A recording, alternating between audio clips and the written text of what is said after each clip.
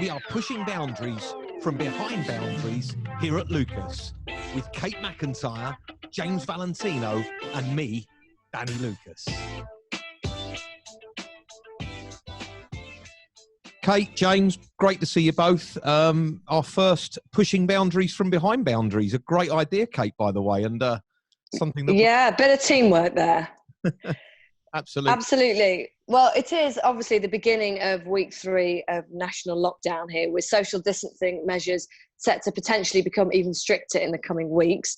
The Queen, as we all probably listened, made her address to the nation, and the Prime Minister is in hospital at the moment. So without a doubt, they certainly are unprecedented times.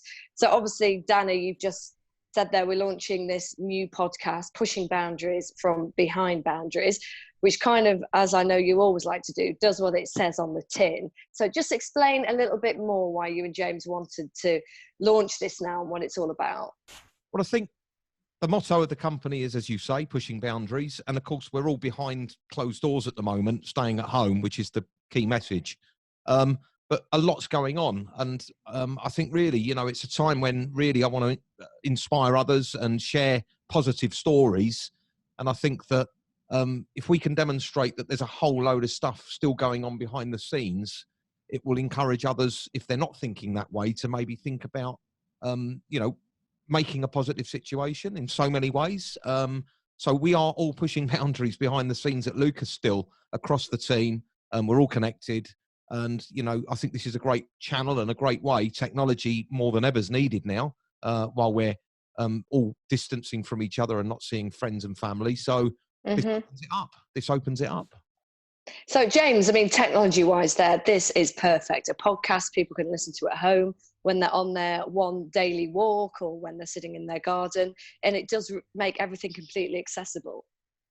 Yeah, definitely, Kate. It's you know, we're in a situation now where, you know, fortunately, we're in a time where, you know, we can be at a distance and all stay connected. And I think, you know, it encourages people as well to reach out and connect through podcasts and media to things they wouldn't normally do. So, yeah, I think it's great.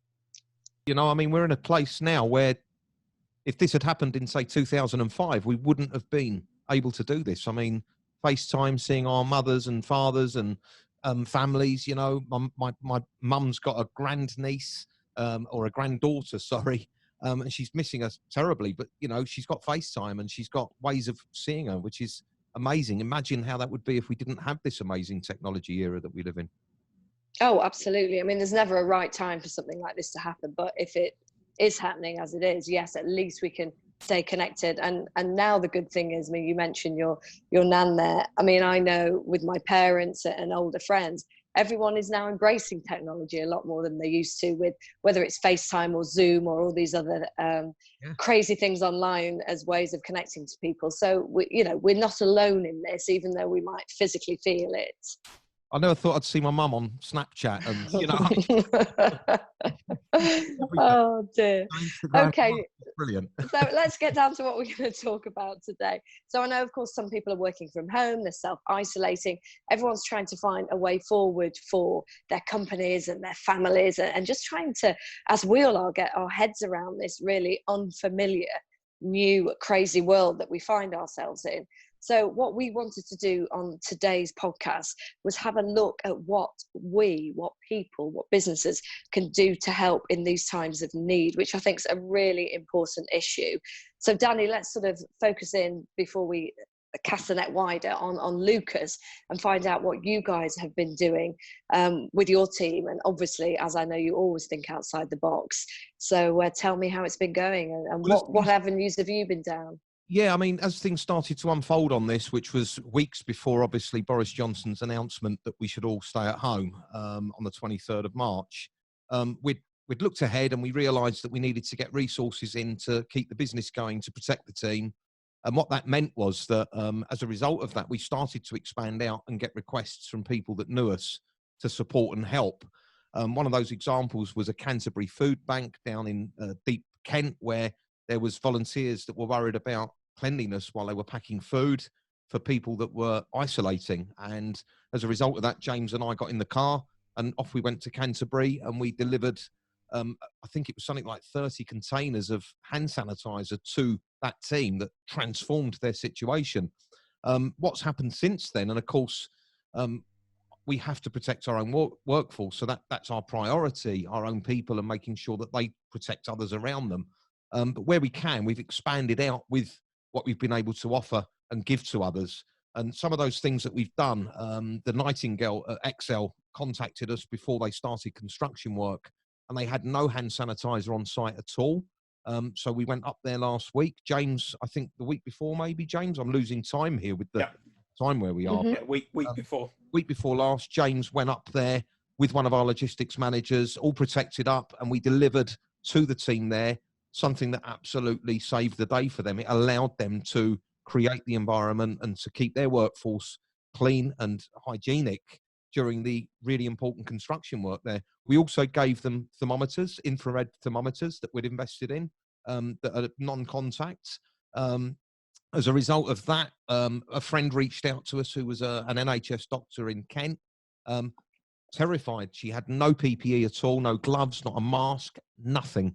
We equipped her with masks. We gave her a thermometer. We gave her hand sanitizer. We gave her protective clothing. She set up a tent, like a sort of CSI tent, where she's now got people coming to see her because she can't do surgery anymore. So it's home visits or people coming to her. She set up like a MASH setup almost at home. And this has saved the day for her. This is absolutely allowing her to deliver a really important service. Kate, there's a lot more things that we've done. I've got a big list of things here. But no, I'm sure you have. I mean, side. James, just bringing you in there. I mean, obviously, I know sort of within your industry of construction, PPE is very sort of relevant and important. But things like the hand sanitizers and thermometers, they're sort of slightly outside of your comfort zone and not necessarily something you would have in anyway. So did you use the Lucas scientists to help make up the hand sanitizers?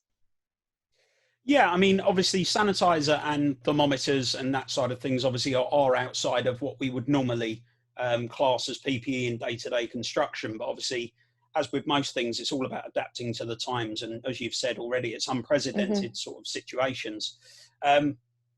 You know, Danny came up with the concept originally behind hand sanitizer because we couldn't purchase it. We had a kind of a lucky score with thermometers where we searched and searched for accredited proper thermometers that were contactless that we could equip our team with. And as you can imagine, they were very scarce, but we did manage to find a small batch of them. Hand sanitizer was near on impossible at the time to get hold of, and certainly impossible to get it in batches enough that we could supply all of our teams, our men, our sites, and others as well as sort of charitable gestures. So effectively, we came down to the point where Danny raised quite a good suggestion, which is, you know, we formulate paint. Paint is a chemical at the end of the day, and a chemical product is, you know, not much dissimilar to hand sanitizer. So that's how it all kind of came about. And the Lucas hand sanitizers are flowing now. So fantastic. And that's it, using the resources that you have, using your know-how and your team just to adapt slightly to make something that is going to help so many people. I mean, how did the rest of your team feel when you said you were going to do this? And it's like, guys, we're not doing paint this week, we're doing hand sanitizers. I bet they weren't surprised knowing you guys. Well, it's expanded out, Kate, as James said. I mean, you know, we've all thought on our feet here. If we can make the paints that we make, which are very technical, the easiest thing to make would be hand sanitizer from our point of view, because the ingredients for that are very known and they're out there, and the blends that are available, and challenging our paint chemists, if you like, to helping us create large volumes of that have allowed us to supply the projects and help so many others, has been something that, you know, we're very proud of, that we've been able to do that, because it's so relevant and we just didn't realize the impact it would make. But turning the team into that, you know, the flexibility in Lucas is brilliant. The adaptability of everybody. I mean, everybody's mucked in. I've even got my wife and my daughter at home that have been filling out hand sanitizers and getting them all labeled up and out to the projects. So, I mean, we just adapt. I mean, that's what we do. And I think that, you know, thinking outside of the norms that we work in is what we're about, really. When we have to do something, let's flip over and let's just deal with that and do it quickly. And it's gone beyond that. I mean, you know, we've got into stop the spread kits that we've now got that are going out onto our projects to protect the team in line with the government's new rules on social distancing and cleanliness and hygiene on site. So, you know, this has really expanded where we're like a medically focused fit out and finishing specialist. Yeah. Going out like I mean, thinking along those lines, Danny, obviously moving forward, it is going to be a different world. And I know we just said, James, that, you know, traditionally hand sanitizers and thermometers weren't part of your kit, but they probably will be forever now moving forward, because health and safety is going to be different in the coming months and years. Definitely. I mean, you know, hopefully, you know, we can get into a situation where we're in safer and more known ground where we can come out of lockdown at some point in the near future. But obviously, this isn't going to rectify itself at that point. This is going to be something that, as a nation and as a world, we're going to have to live with this for a period of time.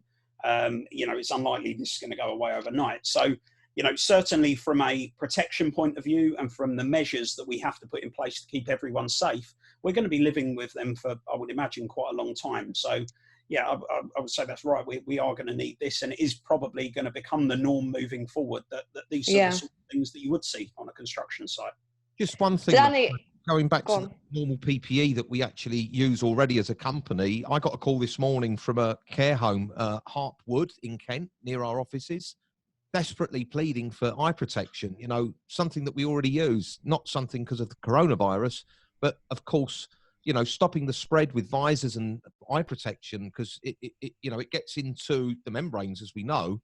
Eye protection is really important, and we've given 6 pairs of eye protection. That was all we had left to a care home this morning, to a lady called Leslie down there, and it's been, you know, she's in tears. I mean, she said this has changed their life, and I think that everybody, and this isn't about, you know, what we're doing only and promoting that. This is about trying to say that proportionately in your world, no matter what type of business you've got, think outside of the box as to what you can do to make a difference with whoever that may be, because everybody's in need here, and we're just applying what we can.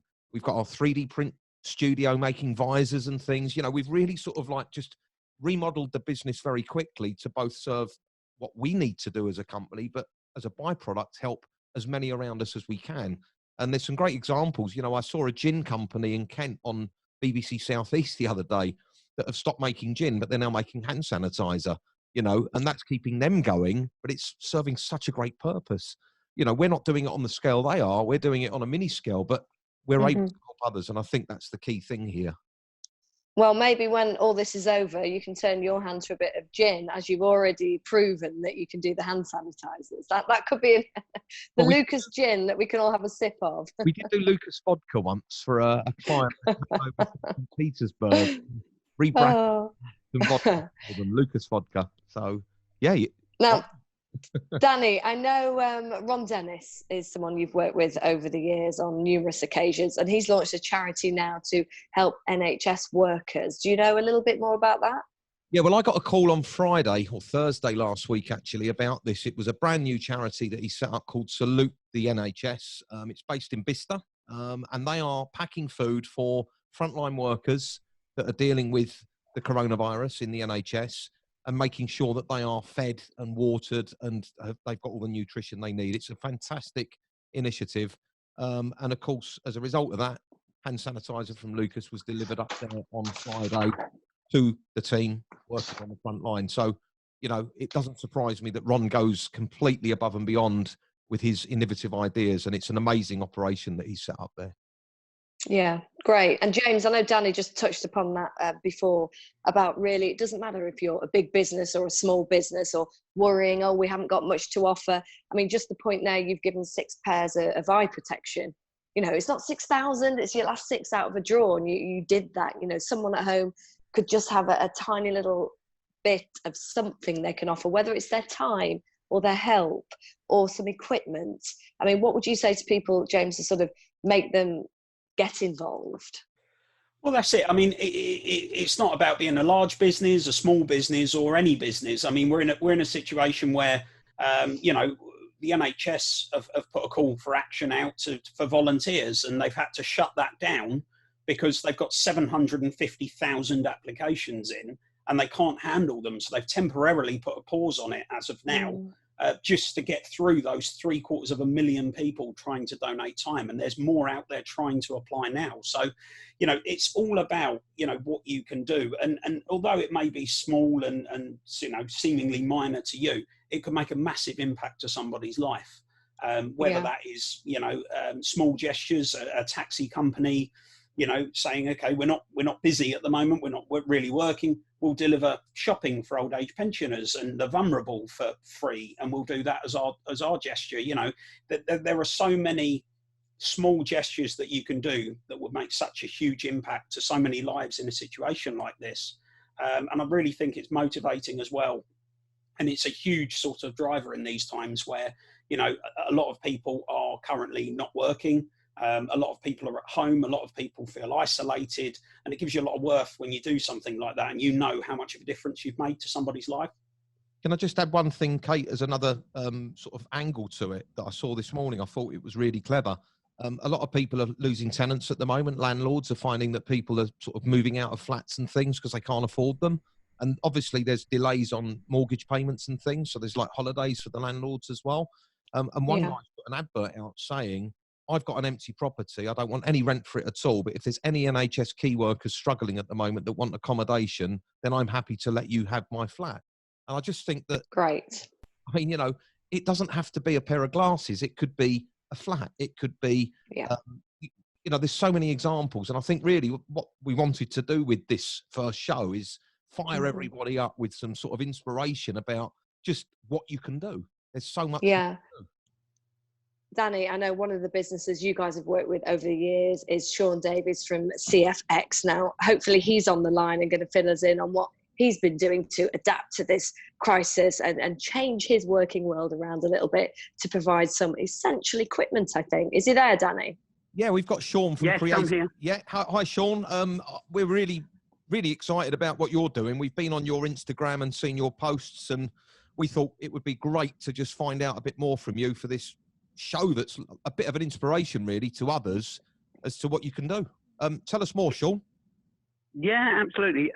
What we've been doing, we're mainly in preparation for when things start to resume.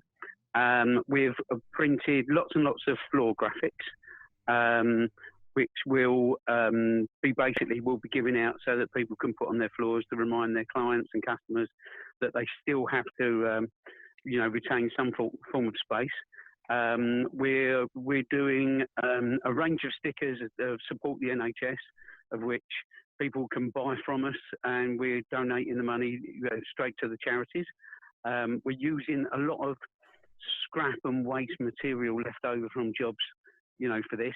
So it's enabling us to sort of clear the decks and get everything ready for when we get back, really.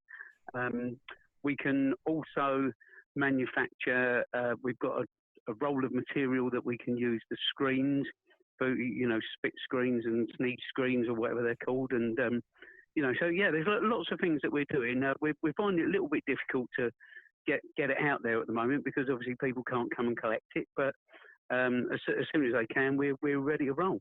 Well, what's great is that you've adapted your business and looked at how you can repurpose what you've got during this lockdown to actually serve others. And that's the sort of messages that we want to get out there because, I think there's so much more that people can do if they think about their current sort of situation and what they can do to repurpose that. So that's a great idea. Oh, completely. I mean, Sean, what made you decide to do this? Did you think instantly, actually, we can do this quite simply and quite quickly?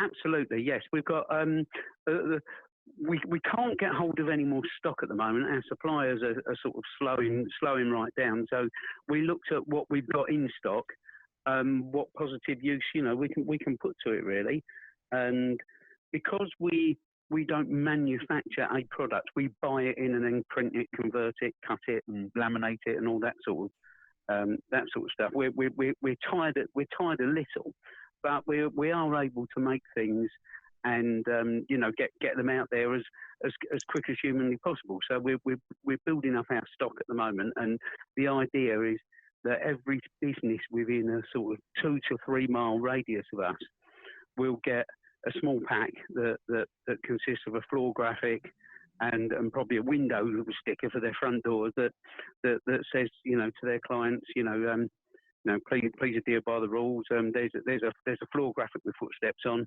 and there's something at the window that reminds people to keep away a bit. Brilliant. Well, it's going to be the way we live our lives way beyond coming back out of this, because it's going to go on for a while, isn't it? We've got to adhere to different sets of rules now. So forward thinking, Sean. Brilliant. Yeah, and of course raising some money for charity, so brilliant as well, not just providing the stickers. I mean, you know, I was having a chat with someone the other day, and they seemed to sort of think that someone was going to ring the bell and we was all going to go back to work on Monday at some time, not realising that, you know, it's going to be quite a slow process, and there'll be lots of, you know, people will still have to be avoiding, you know, infection, because a lot of people won't have had the virus and an antidote won't be available.